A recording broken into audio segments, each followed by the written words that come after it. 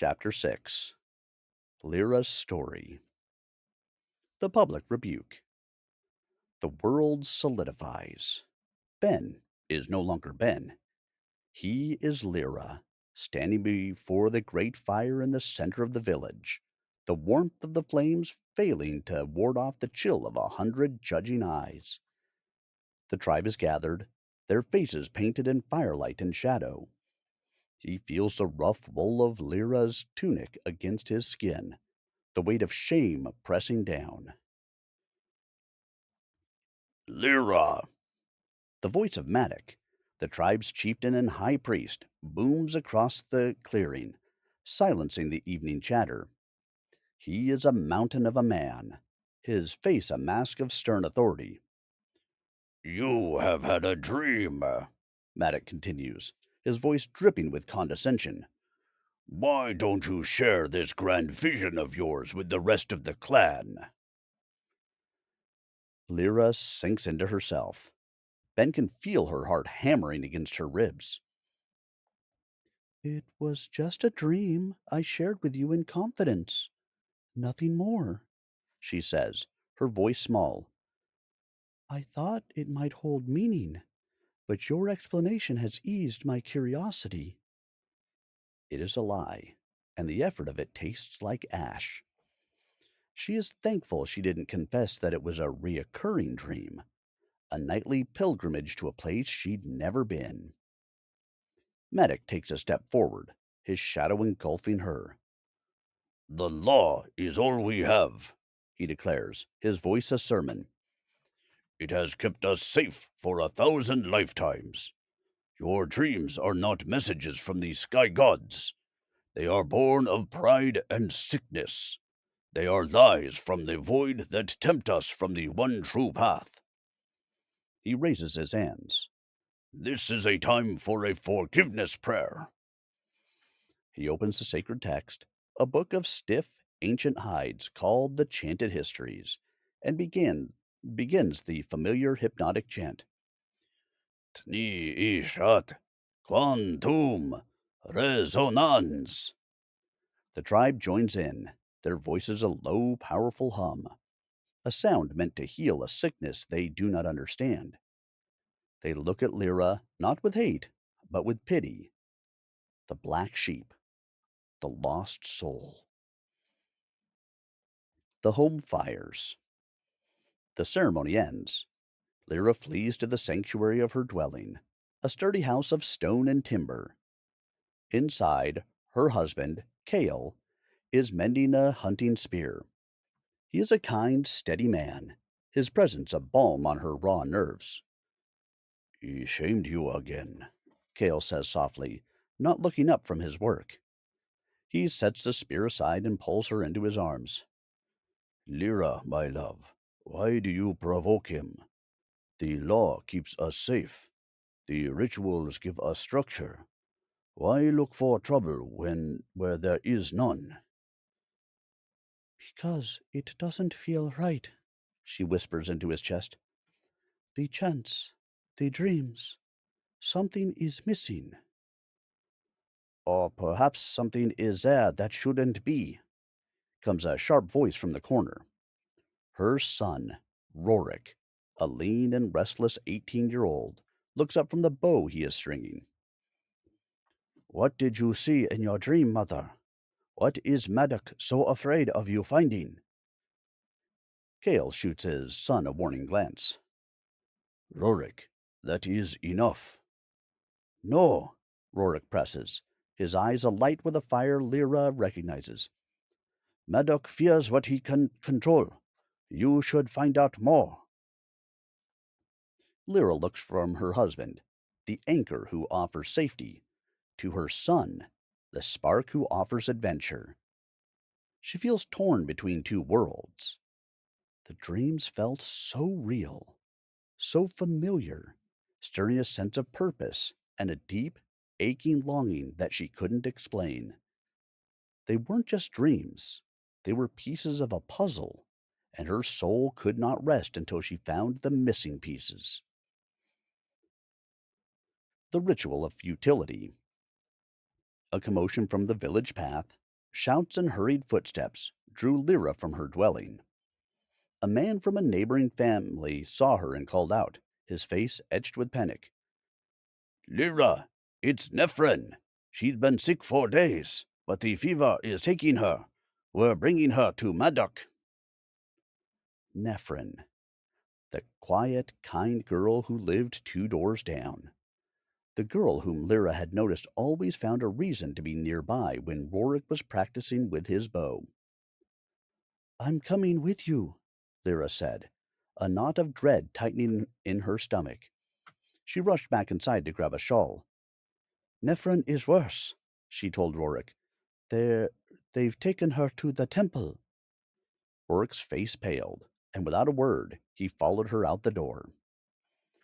They arrived at the temple, a low circular stone structure open to the sky. The air inside was thick with the smell of burning sage and fear. Nephron lay on a ceremonial pallet, her small body trembling, her breath coming in shallow, rapid bursts. Her parents stood over her, their faces masks of anguish. Sweetie, we are here, her mother whispered, stroking her daughter's sweat-damped forehead. The sky people will see you. They will heal you. Everything will be all right. Maddock entered, his presence silencing the room. Without preamble, he began the chants from the Book of Chanted Histories, his voice a low rumble that seemed to shake the very stones. He performed the rite of initiation, his arms outstretched to invoke the power of the unseen. He then turned to the chapter on healing, his chants growing louder, more fervent. Nephron's parents closed their eyes, clutching each other's hands, their lips moving in silent, desperate prayer. But as the hours passed, a heavy stillness fell over the temple. The hope began to curdle.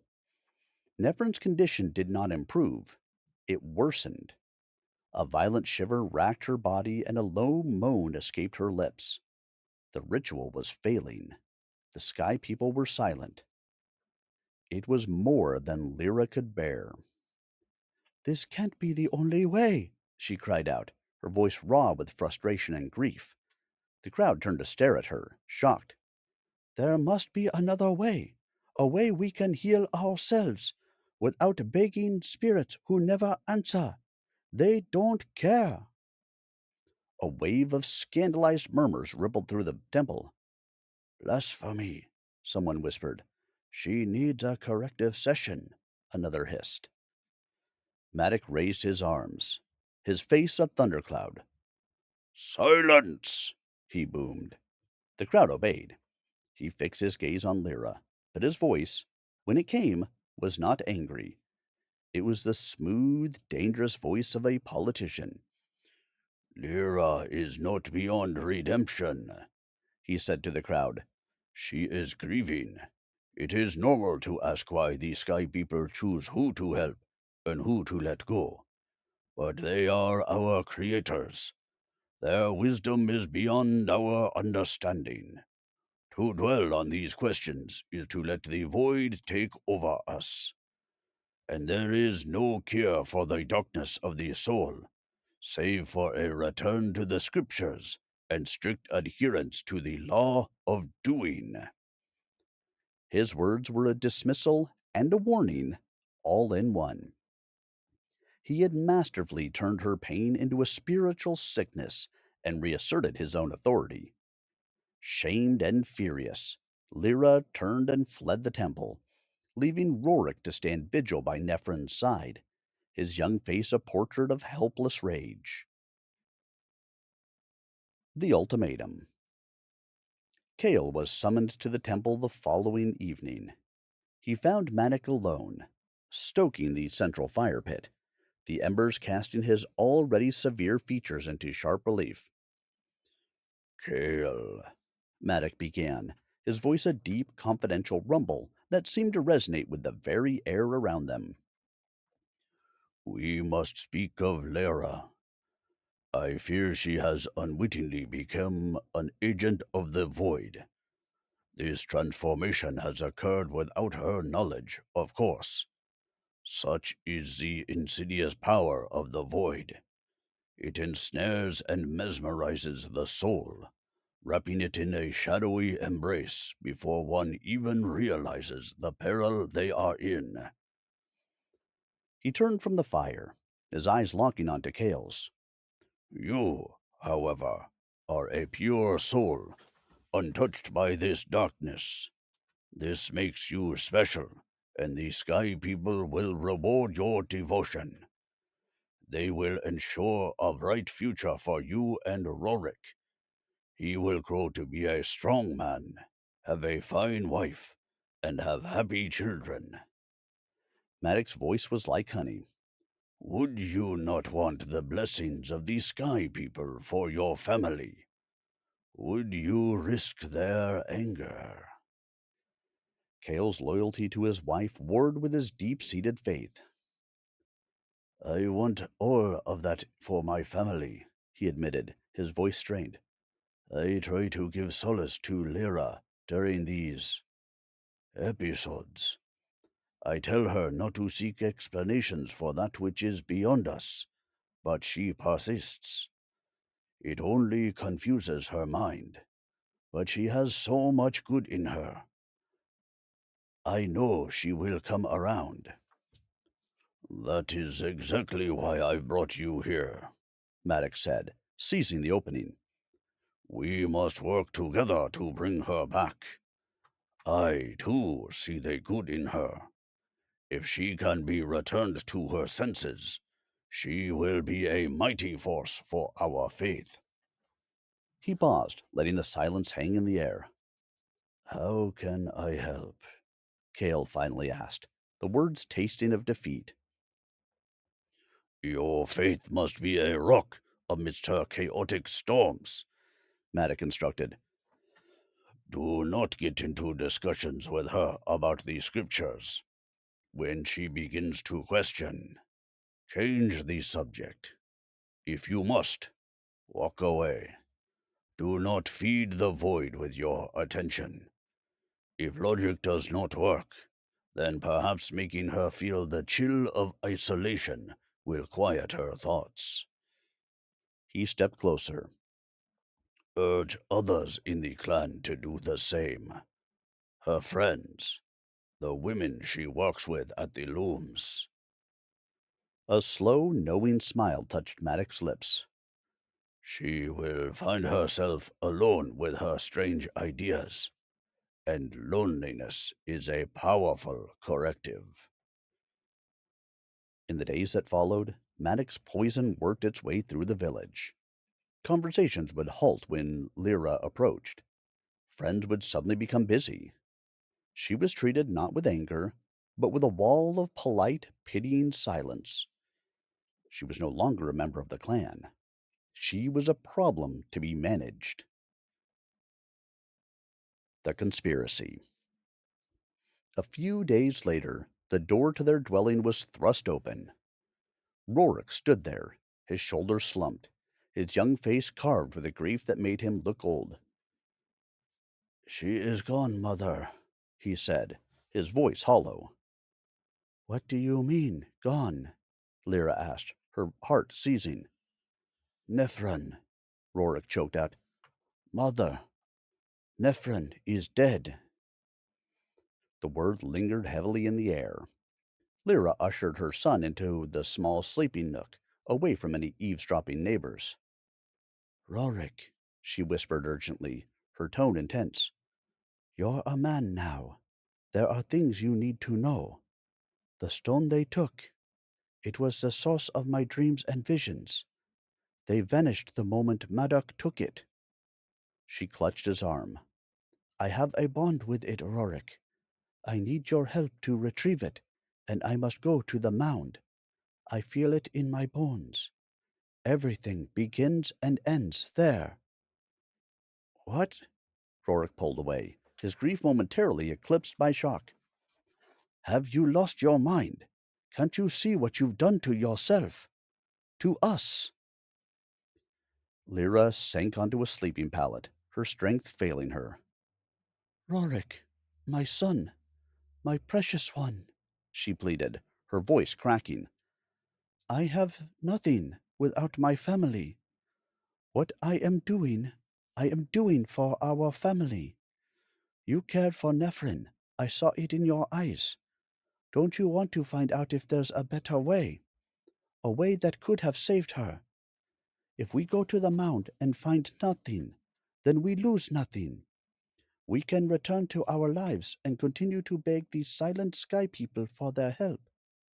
But if we find something.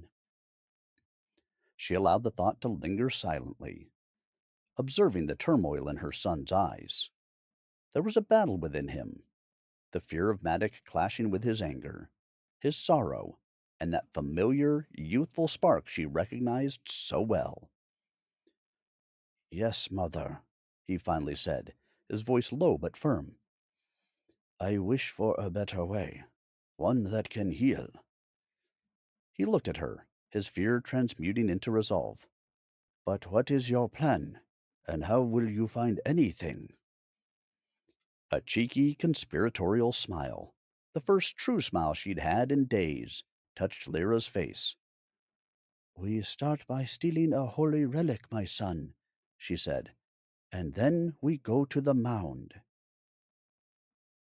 The heist.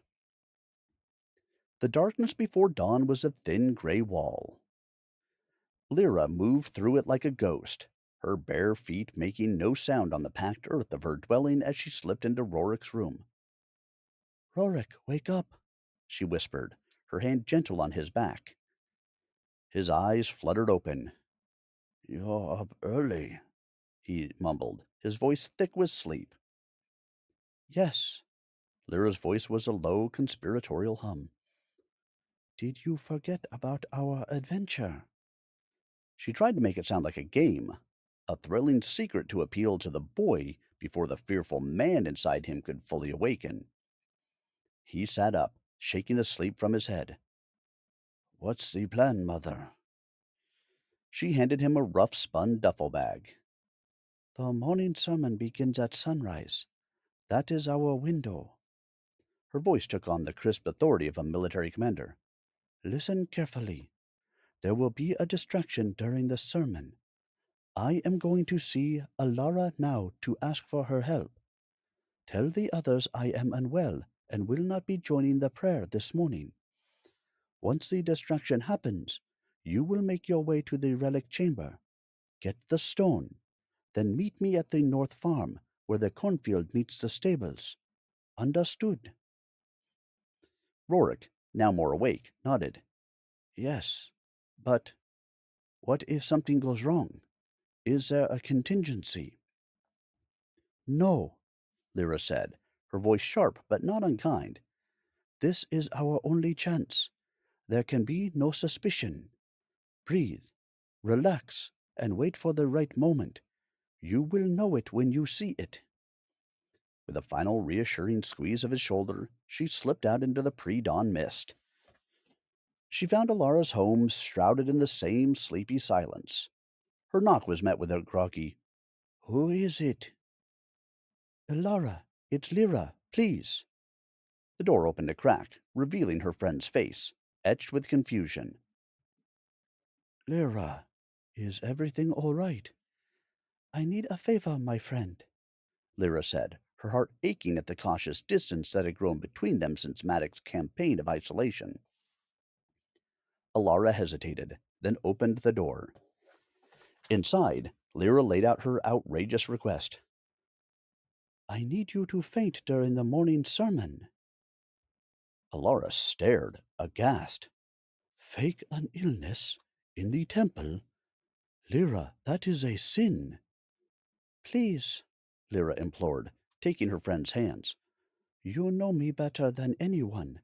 I would not ask this if it were not the most important thing I have ever done. The less you know, the safer you are. All I ask is this one act of faith. In me. It will change everything. For all of us. Lyra could see the turmoil in her friend's eyes. A battle between the fear of Maddox and the bonds of their lifelong friendship. Laura's gaze wavered, and after a long, unsteady breath, She gave a reluctant nod. I don't know what to make of this journey you're on, Lyra. Yet despite my doubts, I will do it for you, for the friendship we've shared. Hopeful but uncertain, Lyra made her way to the rendezvous point at the farm. She laid her scarf on the cool earth and watched as the sky slowly bled from black to violet to a brilliant burning orange. Her mind drifted through memories. Maddox performing Rorik's birth ceremony, Kale, patient and kind, teaching their son how to fletch an arrow, his voice earnest as he explained the law of doing. Obey it, and you will reap its rewards. A pang of guilt shot through her. What reward will this day bring? At the temple, Rorik was a bundle of nerves. He delivered his mother's excuse to Maddox, who offered a placid priestly blessing. She will be in our prayers, he'd said, and Rorik felt a flash of relief. The sermon began, the familiar drone of the chants filling the stone structure. Rorik fidgeted, his eyes darting toward the heavy curtain that covered the entrance to the relic chamber. Despair was beginning to envelop him when his eyes caught sight of Alara. Her face, drained of color and stark against the surrounding chaos, emerged into view. With unsteady movements, she rose to her feet, her legs quivering as if struggling to support her fragile frame. She mumbled a few incoherent words, swaying before collapsing to the ground. Chaos erupted. People rushed to her side. Rorik, for a terrifying moment, forgot the plan, his concern for Alara overriding everything. Make room! Maddox's voice cut through the panic. Give her air! Someone, fetch water! The command jolted Rorik back to reality. This was it. The distraction. While all eyes were on Alara, he slipped through the throng of bodies and pushed past the heavy curtain into the relic chamber. The air inside was cool and still, filled with an awe that stole his breath. Carved shelves held strange, beautiful objects. Geodes that glittered like captured stars, intricate fossils, and the smooth, dark tears of the sky gods. His eyes scanned the shelves frantically. There, sitting on a ceremonial pedestal, was his mother's stone. He snatched it, its unnatural cold a shock against his warm skin, shoved it into his bag, and turned to leave. He almost made it out unnoticed. Rorik, where are you off to? Maddox's voice stopped him dead. He turned, his heart hammering against his ribs. He forced himself to look concerned. Your Grace, he said, his voice surprisingly steady. Seeing Elara faint, it made me worry for my mother. I am going to check on her. Father is still here, but she is all alone.